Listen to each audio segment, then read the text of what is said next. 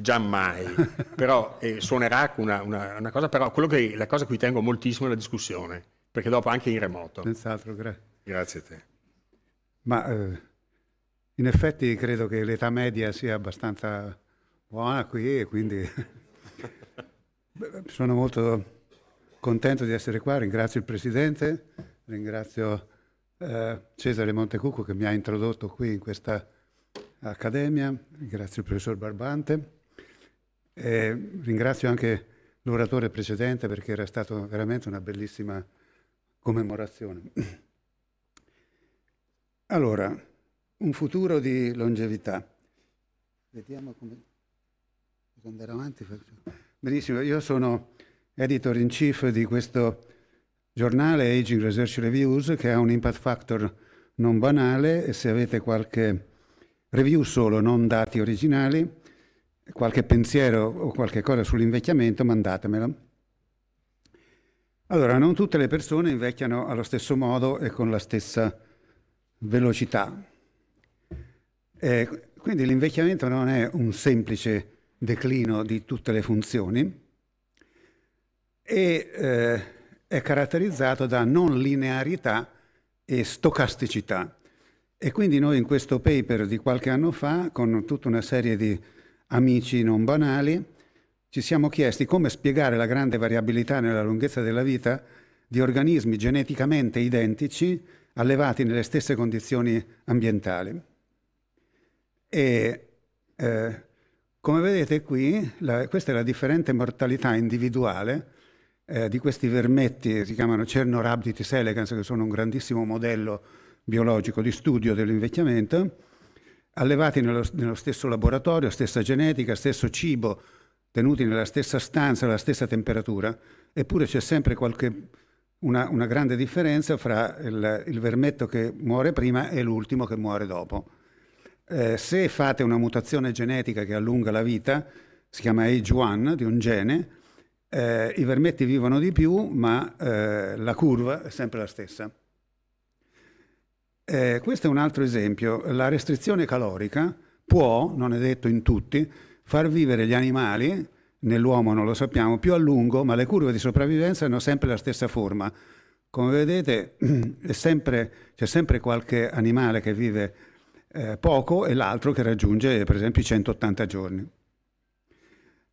Questo è un lavoro molto recente, pubblicato su Nature del 2024, dice, vedete, la lunghezza della vita e le risposte alla restrizione calorica sono tratti poligenici complessi, che vuol dire che sono controllati da numerosi geni che individualmente hanno un piccolo effetto, ma che nell'insieme ne hanno uno consistente.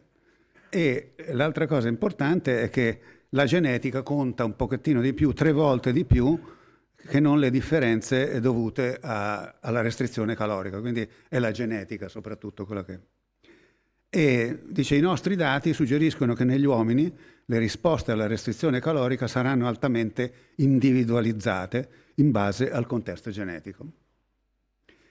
E allora, vediamo un po'. I centenari hanno un peculiare microbioma intestinale, io tornerò su questo se ho tempo, e il microbioma intestinale dipende in larga misura dalla dieta. Io ho studiato i centenari, come avete ricordato prima, e allora mi sono chiesto, anzi mi hanno chiesto di scrivere una review su che cosa mangiavano i centenari.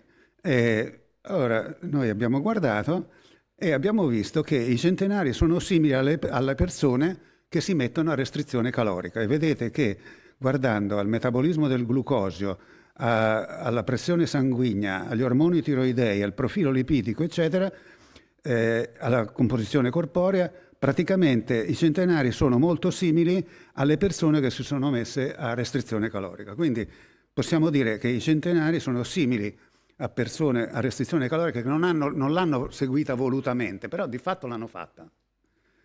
E allora poi ci siamo chiesti che cosa, quando e quanto mangiavano.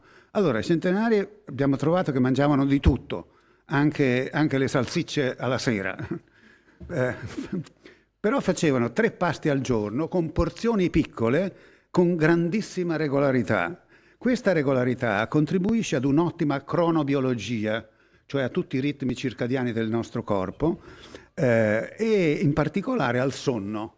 E quindi abbiamo poi studiato e i centenari hanno tutte le fasi del sonno molto ben mantenute. Allora le cose si fanno un po' complicate, abbiamo bisogno di orologi.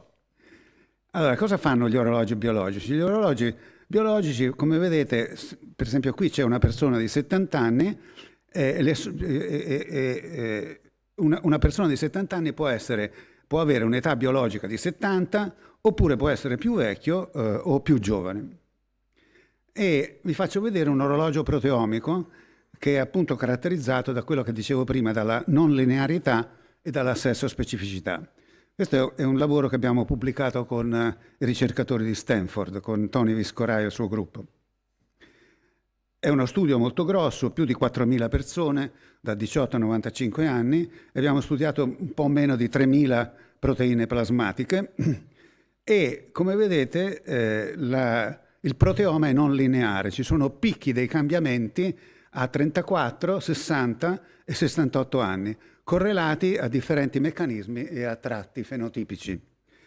E l'altra cosa molto interessante è che molte delle proteine che cambiano significativamente con l'età, più di quasi 1379-80, cambiano anche col sesso, 895. Quindi l'invecchiamento, abbiamo fatto questa grande scoperta, che l'invecchiamento è sesso e genere specifico. Quindi invecchiamo in maniera diversa. Questo è un altro orologio, è il primo orologio epigenetico messo a punto da Steve Horvath, che guardando circa 500.000 di citosine metilate nel DNA, ne ha individuate 353 che costituiscono un grande orologio molto, molto preciso, con una correlazione di 0,97 e con un errore di poco più di 3 anni, poco meno di 3 anni. Con queste io ho collaborato con Steve Horvath e ho studiato i 105enni, non i centenari, ma i 105enni sono persone che hanno raggiunto 105 anni di età. E in Italia ce ne sono un poco più di 1.000 e noi ne abbiamo studiati 82 raccolti a Bologna, a Milano e in Calabria per avere una rappresentatività. Ne abbiamo studiati 82 e abbiamo studiato i figli di questi 105enni e li abbiamo confrontati con controlli della stessa età, come vedete 70-71 anni, però questi controlli erano figli di genitori non longevi secondo la demografia italiana. E il risultato è incredibile. I 105enni sono 8,7 anni più giovani con questo orologio della loro età cronologica e i figli dei 105enni sono 5 anni più giovani dei loro controlli di pari età ma non figli di centenari.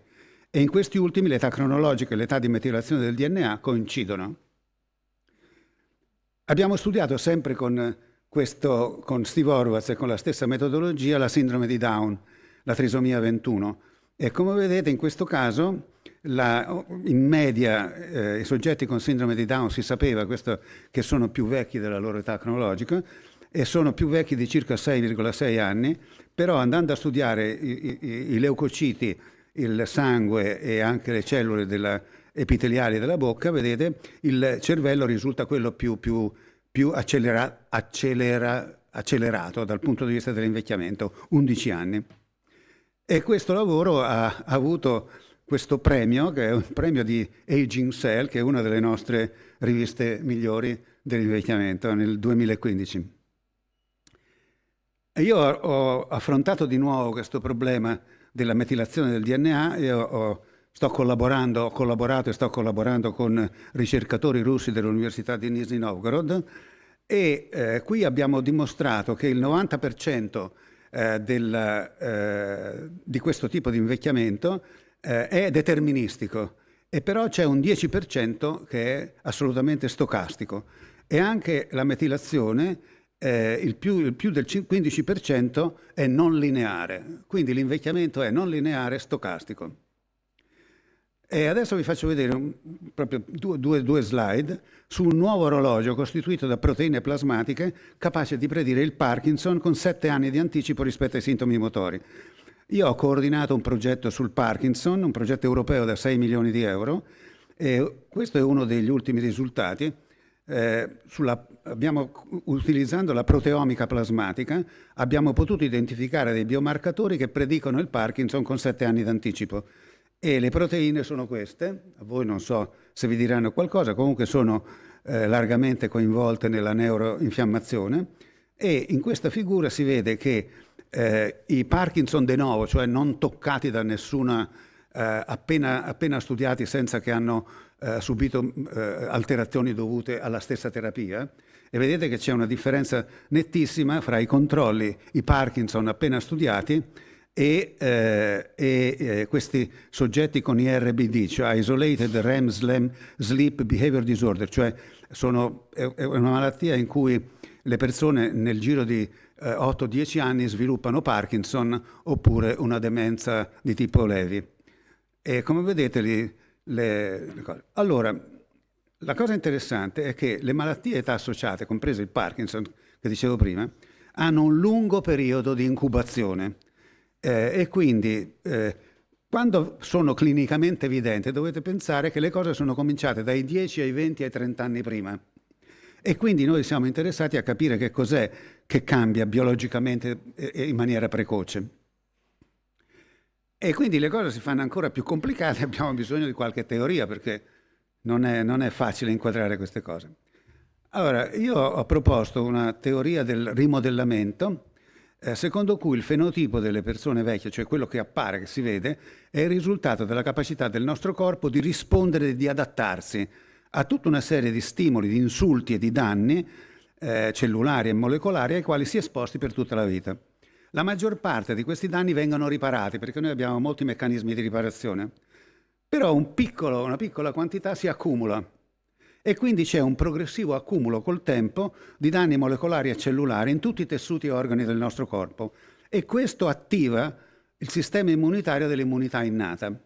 Noi abbiamo due tipi di immunità, adesso ovviamente semplifico, c'è un'immunità, diciamo, antica, che si chiama immunità innata, che c'è praticamente quasi da sempre quando ci sono i multicellulari, e poi 500 milioni di anni fa sono comparsi i linfociti, cioè l'immunità invece quella più sofisticata.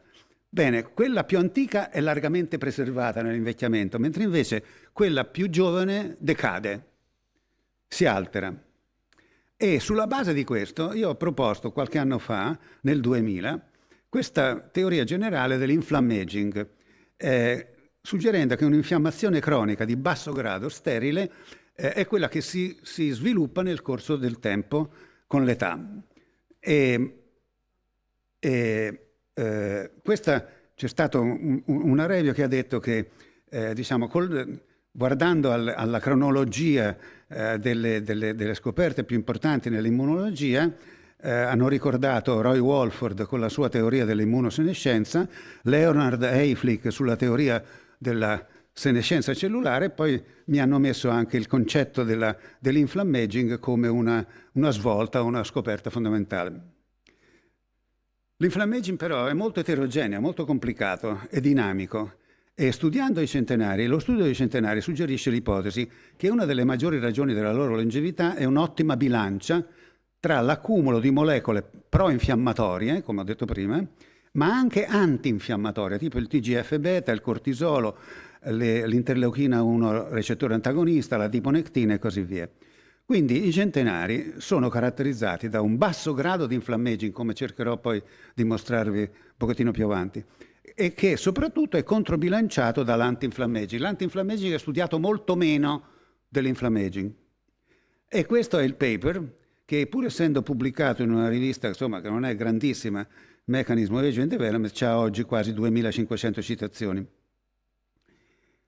E questa è una concettualizzazione che ho fatto dal punto di vista teorico su un tipo di giornale strano per me, Physics of Life Reviews, dove ho appunto concettualizzato questo concetto importante dell'adaptation, dell'adattamento dei sistemi complessi. Andiamo avanti qualche anno. Alla fine del 2013 è stato organizzato un Geroscience Summit a Bethesda, e l'idea era che l'invecchiamento è il singolo fattore di rischio più importante per tutte le malattie età associate, e che quindi bisogna combattere le malattie età associate non come fanno genericamente da noi i clinici, scusate se c'è qualche clinico qui in mezzo, ma bisogna guardarle tutte insieme, bisogna combatterle tutte insieme. E in questo lavoro suggeriamo che ci sono 7 pilastri, dal punto di vista meccanicistico, e uno di questi è l'infiammazione. E questo è il lavoro e la pubblicazione di accompagnamento del Summit per il pilastro dell'infiammazione con Judith Campisi, che è scomparsa da poco, e dove abbiamo concettualizzato appunto il fatto del rapporto fra inflammaging e le malattie età associate. E l'abbiamo ripreso in questo lavoro con tutta una serie di colleghi, Luigi Ferrucci, Alberto Mantovani, insomma, e tanti altri, in cui abbiamo suggerito appunto che tutta una varietà di cause, di stimoli, di triggers, che possono andare dalle infezioni croniche, dall'inattività fisica, l'obesità, la disbiosi, l'alterazione del microbiota intestinale, la dieta, l'esposizione a xenobiotici, disturbi del sonno, insomma tutto alla fine porta a tutta una serie di malattie legate all'invecchiamento, dalle malattie cardiovascolari ai tumori, alla neurodegenerazione, eccetera. Quindi una visione unitaria, diciamo, di tutte delle cose, che insomma in genere nella scienza queste visioni unitarie non sono banali. E a me piace creare parole nuove, perché fenomeni nuovi devono essere battezzati con parole nuove, e allora ho suggerito in questo paper la parola garbaging, che garbage vuol dire spazzatura, no? Quindi inflammaging e spazzatura. Qual è l'idea? L'idea di fondo è che è un cambiamento di paradigma, perché suggerisce che la maggior parte degli stimoli di invecchiamento viene dal di dentro invece che dal di fuori. No, viene anche dal di fuori, ma insomma la maggior parte probabilmente, secondo me, viene dal di dentro. E quindi l'idea è che tutta una serie di spazzatura molecolare, stimoli dal microbiota intestinale e così via, sono sostanzialmente le cose più importanti. In particolare qui viene suggerito in questo lavoro che il microbioma, cioè quello che abbiamo nell'intestino, i batteri dell'intestino hanno 100 volte il numero di geni del nostro genoma. Quindi noi abbiamo dentro la pancia una macchina incredibile, pazzesca, e in più poi abbiamo anche il genoma mitocondriale. Quindi abbiamo 3 genomi, non uno solo, e questi 3 genomi lavorano insieme, solo che uno di questi, che è il genoma che abbiamo nel nostro intestino, lo possiamo modificare con la dieta. Quindi quando noi mangiamo qualche cosa o qualche cos'altro, in fondo facciamo alla fine anche una modificazione del microbioma e quindi una modificazione genetica. E quindi il Sapiens è una discreta unità ecologica. Noi non siamo fatti da tantissime cose, insomma. E questo poi è anche un orologio, insomma. Come vedete qui la biodiversità del microbioma, eccetera, può essere un orologio. E il microbiota è anche una fonte importante di nutrienti. Insomma, il 50% circa di quello che mangiamo se lo mangiano i batteri. E poi l'altro 50% lo utilizziamo noi. Quindi il microbiota intestinale è fondamentale per tutta una serie di cose e la nutrizione gioca un ruolo altrettanto importante. Questo è un lavoro che abbiamo pubblicato e come si vede qui in quel disegno, il microbiota fondamentale cambia con l'età, da 20 a 109 anni, e le specie più rappresentative si restringono e invece le specie subdominanti aumentano, e quindi alla fine abbiamo un paradossale nei centenari aumento della biodiversità del microbiota, mentre invece nelle persone normali la biodiversità diminuisce. E questo cambiamento continua anche fra centenari e semi-supercentenari, fra persone di 100, di 105, 106, 107, 110 anni. Quindi è proprio un cambiamento continuo, un remodeling continuo. E quindi, come dicevo prima, questo remodeling è anche un cambiamento genetico. E l'altro messaggio molto importante è che ogni persona ha il proprio individuale microbiota intestinale. E tornando alla spazzatura molecolare, nel corpo umano ogni giorno muoiono da 50 a 70 miliardi di cellule. Se muoiono attraverso necroptosi e piroptosi, 2 meccanismi di morte fra quelli che ci sono, si producono tra gli altri frammenti di proteine, frammenti di acidi nucleici spiazzati, cioè che cambiano di posto da dove stanno. Tutto questo si chiamano DAMPs, Damage Associated Molecular Patterns, e sono altamente infiammatori. Quindi la rimozione di questa spazzatura molecolare è assolutamente necessaria. E questi sono i meccanismi fondamentali. Io in particolare ho studiato che producono molecole infiammatorie, io in particolare ho studiato le cellule senescenti, la disfunzione dei mitocondri e il microbiota intestinale, come vi ho appena detto. Quindi tutto questo porta al garbaging e il garbaging porta ad inflammaging. Ecco, le cellule senescenti sono state individuate per la prima volta poi studiate tantissimo, insomma sono una fonte, si accumulano nel nostro corpo durante la vita e soprattutto con l'invecchiamento, ma sono altamente eterogenee, fra di loro e l'accumulo nei diversi organi e tessuti è eterogeneo. Quindi fegato, rene e polmone accumulano cellule senescenti tutte, ma in maniera diversa quantitativamente e qualitativamente. Quindi è molto complicato. E appunto io ho studiato il DNA mitocondriale, il DNA nucleare e altre molecole. Ecco, e questa è l'idea, cioè che le cellule possono buttare fuori questa spazzatura molecolare attraverso le vescicole extracellulari che girano nel corpo e quindi propagano l'invecchiamento attraverso il corpo. Adesso sembra che propaghino anche la giovinezza. Quindi insomma questa spazzatura non è poi tanto spazzatura. Comunque è un argomento bellissimo questo qua, no? Cioè, insomma, stiamo grattando la superficie. Per quello che riguarda il DNA mitocondriale, questo è il lavoro che abbiamo fatto, è un tratto genetico e come vedete qui è una scala logaritmica, da 50 anni in poi la quantità di DNA mitocondriale che dovrebbe stare dentro al mitocondrio, il mitocondrio sta dentro la cellula, invece il DNA mitocondriale si trova nel sangue. E questo DNA mitocondriale che si trova nel sangue è altamente infiammatorio. E vedete che aumenta in maniera esponenziale perché questa è una scala logaritmica. E questa è molto bella, questa è la cosiddetta farfalla dell'inflammaging, cioè sembra che molte strutture funzionali del nostro corpo abbiano questo andamento a farfalla, si chiamano bow tie in inglese. Allora, sia molecole non self, abbiamo detto batteri, virus, quasi self perché stanno nel nostro corpo, però non sono tipo il microbiota intestinale è nostro, però sta fuori dal corpo. E soprattutto molecole self mandano messaggi infiammatori che impattano su un numero limitato di sensori evolutivamente conservati. Questo è il punto centrale logico.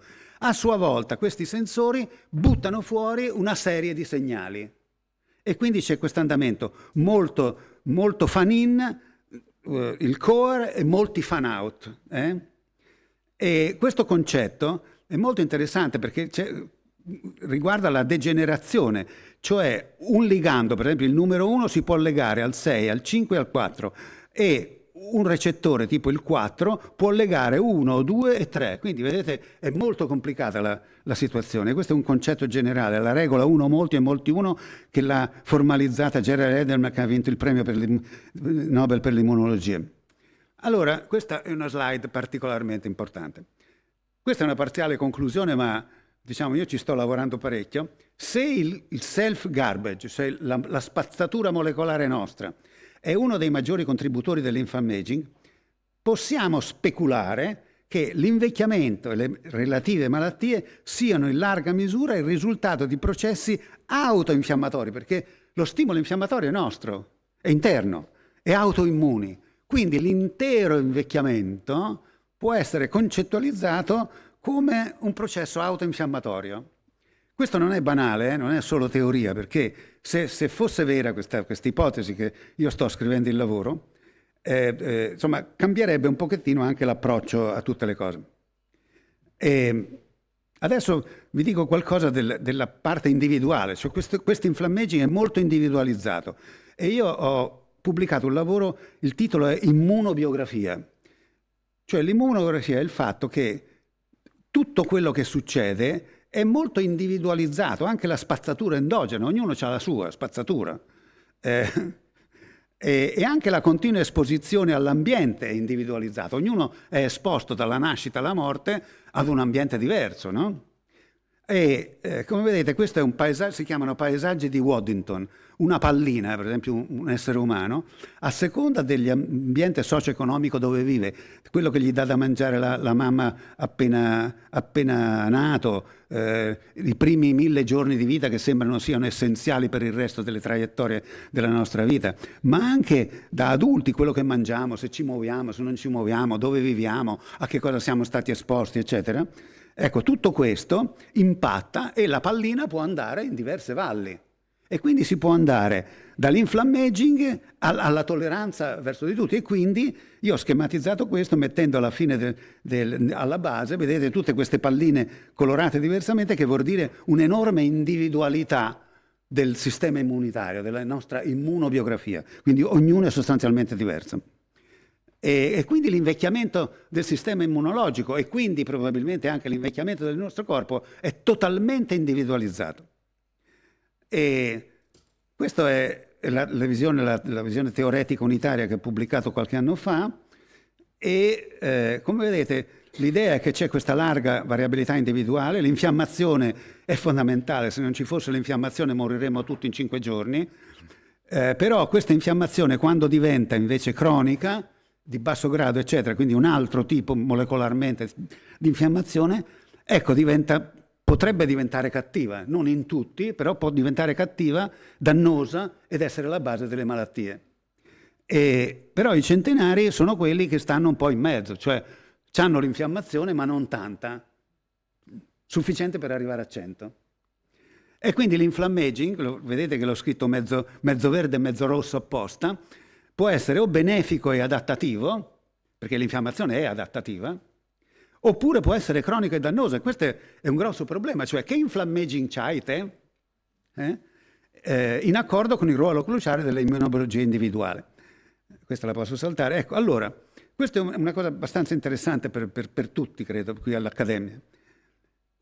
Il concetto biomedico di immunobiografia che vi ho presentato è in accordo con il più generale concetto filosofico e psicologico del cosiddetto principium individuationis, secondo il quale più diventiamo vecchi, più diventiamo unici ed altamente differenti da tutti gli altri esseri umani. Questo è stato trattato molto da Jung, ma anche si va indietro da Avicenna, Duns Scoto, Leibniz, Schopenhauer lo sto leggendo adesso, Nietzsche tra gli altri. Insomma, è una specie di fil rouge che unisce gli studi che faccio io con tutta una serie di pensatori che hanno fatto tutt'altre cose. Invece quindi la scienza è molto più unitaria di quello che sembra. Per questa ragione è importante quantificare l'inflammaging, particolarmente nelle singole persone, e quindi se ho tempo vi faccio vedere solo 2 orologi biologici. Questo è il primo orologio che abbiamo pubblicato, questo orologio infiammatorio, sempre con Stanford, e abbiamo cominciato con una 50ina di molecole e abbiamo identificato le top 15, cioè le 15 più importanti, fra cui CXCL9 che in genere non viene citato. E quindi queste sono le molecole dell'orologio infiammatorio. Ecco, guardate, vedete, questa infiammazione aumenta con l'età a sinistra e aumenta con il numero di patologie, quindi ci sta. E ecco, guardate nei centenari. Nei centenari, a destra, si vede che hanno un indice infiammatorio decine di volte più basso. Quindi i centenari sono infiammati, ma molto, molto di meno. E quindi probabilmente il loro l'inflammaging è quasi buono. E questo invece è l'altro orologio che ho sviluppato con i russi. E questo è personalizzato. Abbiamo studiato 300 persone da 21 a 101 anni. Abbiamo messo come controllo infiammato, diciamo, persone con la malattia renale all'ultimo stadio e abbiamo usato, vedete, questa XAI, questa Explainable Artificial Intelligence, quindi c'è l'intelligenza artificiale, il machine learning, il deep learning, e noi abbiamo usato la XAI, la Explainable Artificial Intelligence. Diciamo, normalmente per fare queste cose si usano le neural network. Noi abbiamo usato questo Shapley Values, che consente di andare a vedere quanto le variabili individuate dell'infiammazione sono importanti per la singola persona. E questi sono gli Sharp Values che quindi ti dicono quanto è importante la singola variabile per ogni persona. e c'è una spiegazione generale e una spiegazione locale. Vabbè, questo è un po' complicato, possiamo saltare. Abbiamo cominciato con 46 molecole infiammatorie, abbiamo individuato le più importanti, le 10 più importanti, fra cui, come vedete, c'è sempre CXCL9, quindi è veramente importante. Lo suggerisco di studiare a chi qui dentro è un po' medico, guardate che è una molecola veramente interessante. Vedete che a sinistra quelli con malattia renale cronica sono molto più infiammati degli altri e questo vedete persona per persona. Qui per esempio a sinistra c'è una persona di 21 anni che ha un'età infiammatoria di 20, quindi va bene, e vi dice che le molecole più importanti sono il CXCL9, PDFA e così via. A destra c'è una persona di 86 anni con un'età infiammatoria di 85, però vedete che le componenti sono diverse.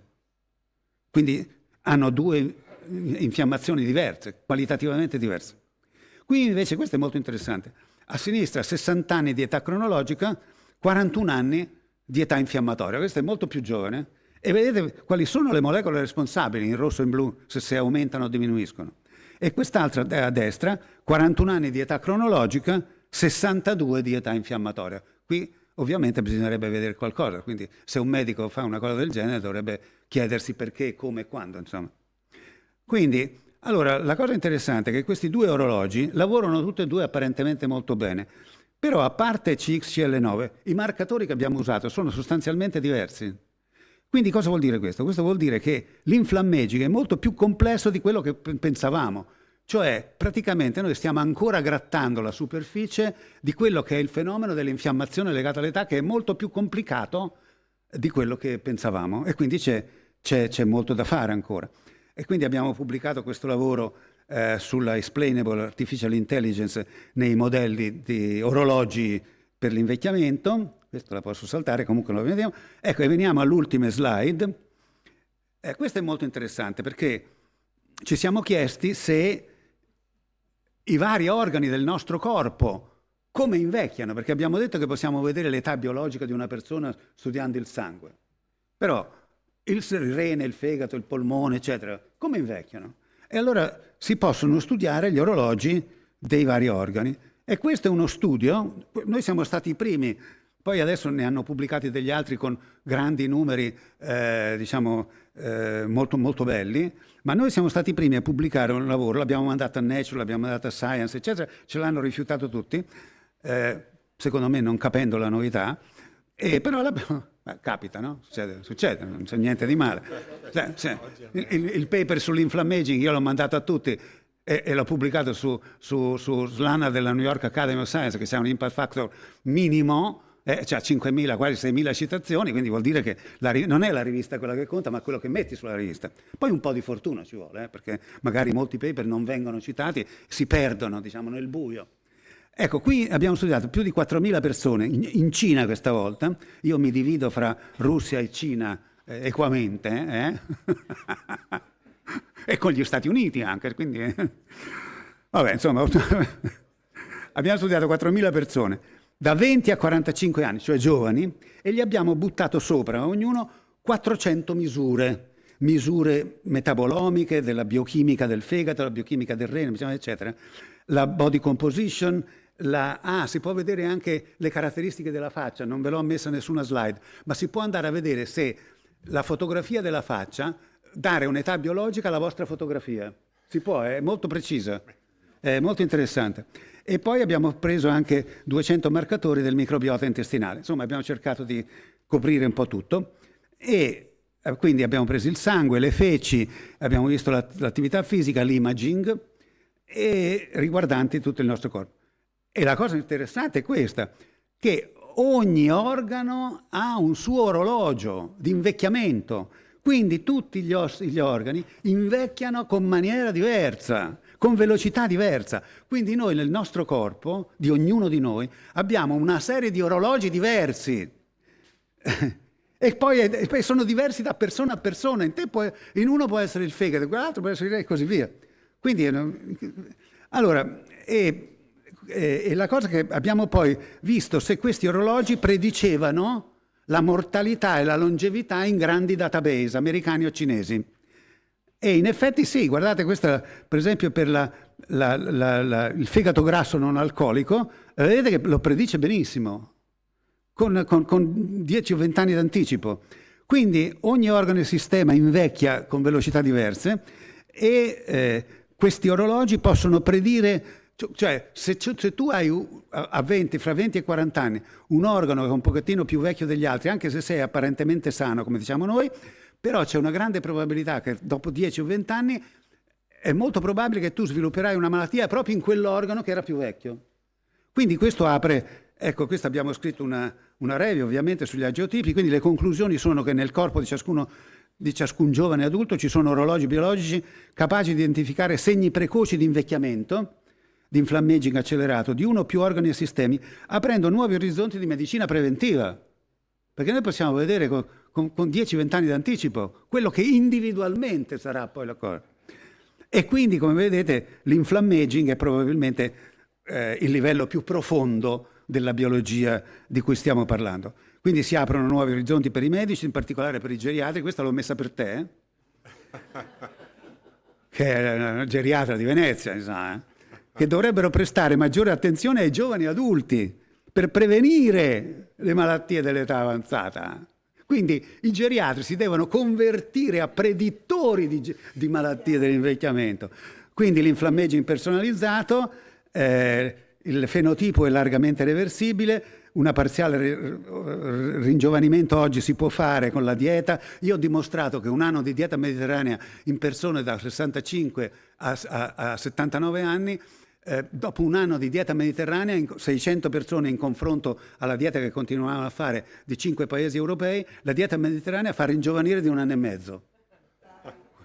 No, ma guardate che è una cosa grossa, cioè si può ringiovanire con la dieta mediterranea, non facendo delle pere di altre cose. Perché adesso va di moda, per esempio, la trasfusione di sangue giovane, si prende il sangue da giovani belle ragazze e poi si fa, sì, no, lo fanno in America, costa $8.000, ti fanno delle pere di sangue giovane preso da, sì, beh, in America commercializzano tutto, quindi vabbè.